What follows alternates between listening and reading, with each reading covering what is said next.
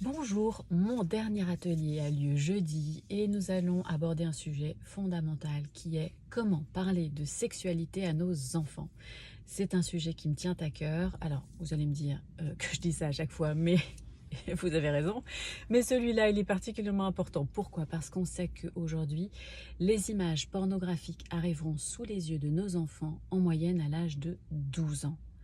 Et donc, si l'on veut que ces images pornographiques ne soient pas la première porte d'accès à la découverte de la sexualité de nos enfants, nous avons cette responsabilité de leur parler, d'ouvrir les discussions.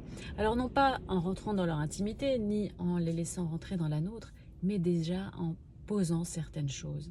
Alors vous allez me dire, mais moi mes enfants, je les élève avec des valeurs, avec la politesse, avec la notion de respect, vous avez raison.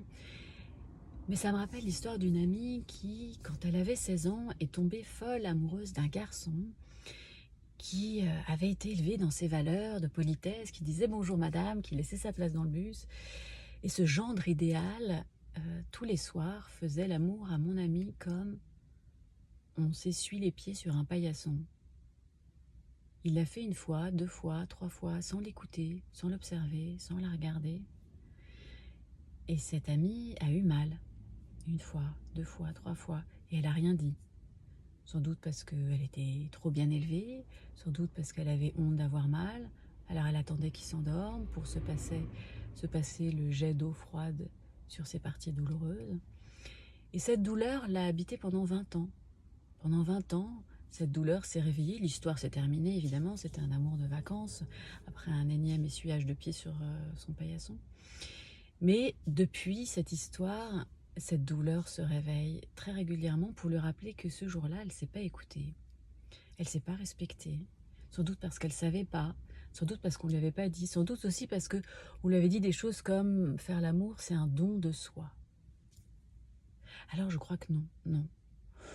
On peut faire don de ses organes à la science, éventuellement. Mais faire l'amour, c'est pas un don de soi. Faire l'amour, c'est prendre, c'est écouter, c'est s'écouter, c'est observer, c'est partager, c'est échanger.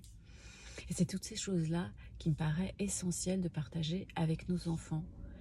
Toutes ces représentations que ces jeunes filles, que ces jeunes hommes se sont faits avec la pornographie, mais pas seulement, avec aussi le silence, le fait d'avoir rien partagé avec leurs parents.